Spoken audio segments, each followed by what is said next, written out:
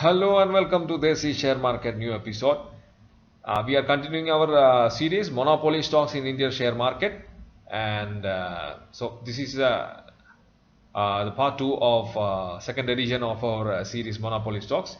Today we will find a new Monopoly stock. In the first episode, we have discussed a most prominent Monopoly stock in the FMCG sector. Those who have missed it, please do watch. And now coming to the product name is, the stock name is Cipla. So it is from the pharmaceutical industry, and we'll be seeing its fundamentals, the CAGRs, the bonus history, and almost all part of the stock.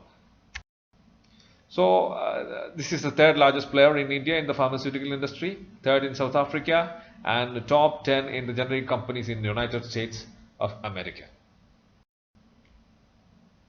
So these are some basic introduction about the company. It is traded in both NSE and BSE, and NSE Nifty it is also there. And the industry is pharmaceuticals, founded in 1935, and products are pharmaceuticals and diagnostics. Net income is 1,546.98 crore. The number of employees is 22,036. So it is also having a subsidiary, Invagen Pharmaceuticals. These are some basic idea about the company. So why we call it as a monopoly stock? The monopoly stock, as we discussed in the first video, those who have missed, please do watch that also. Cipla commands over 95% market share in Nicotex in the chemist channel, and Cofsil is the third largest brand in the chemist channel with 8% market share in its category. So this is why we call it as a monopoly stock. There is no other player which is having a prominent name or any brand in the nicotine replacement therapy. So this is why we call it as a monopoly stock. And as a monopoly stock, how much return it has given, that we will see in the coming slides. And ranked one in respiratory, antivirus, urology with a market share of 66.3 inhalation segments including nebulization. 47 product launches including 5 in licensed products. This is also another supporting document for the why we call it as a monopoly stock. Yeah. Coming to the stock analysis, it's an Indian multinational as we discussed, headquarters in Mumbai.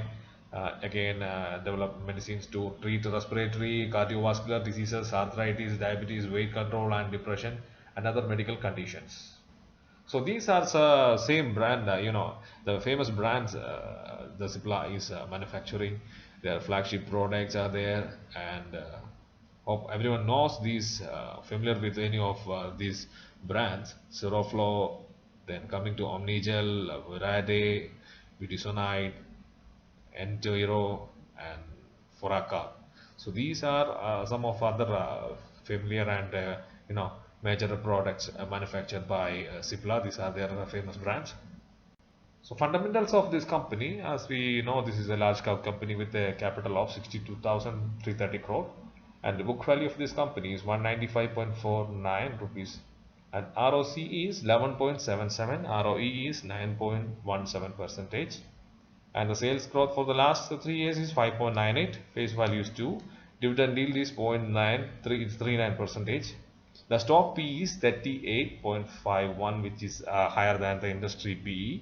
The industry PE is 26.94, so it is a bit on a higher side. So if I'm investing, I'll be investing when it comes below some, below the industry PE. But it depends, we have to wait until there will be some variations or corrections in the market, to be precise. The EPS is 20.42. So this is the shareholding pattern. The promoter is 36.8% promoter group they are holding. Then foreign institutions, individual shareholders, insurance companies, private corporate bodies, mutual funds, UTI, NRI, GDRs, all having investment in this company, which shows the strength of the company, the strength of that particular stock. The CAGR is compound annual growth rate, everyone knows. CAGR 10 years 8.91 percentage the company has given, which is okay, but not that much as expected. But last 1 year they have given 84.88 percentage. That's last 1 year they have given very good return during this past 1 year. They have given the current stock price is 775.80 Indian rupee. So that is the current market price for the particular stock. Pros and cons. And pros and cons for this particular stock is the company has reduced the debt during the last 1 year, and the company has maintaining a good dividend payout of 17.93 percentage. The cons of this company, a stock is trading at a 3.95 times its book value. Company has delivered a poor growth of 8.59 percentage of past 5 years. Company has a low return on equity of 9.53 percentage last 3 years. These are the pros and cons of the company. So dividend history,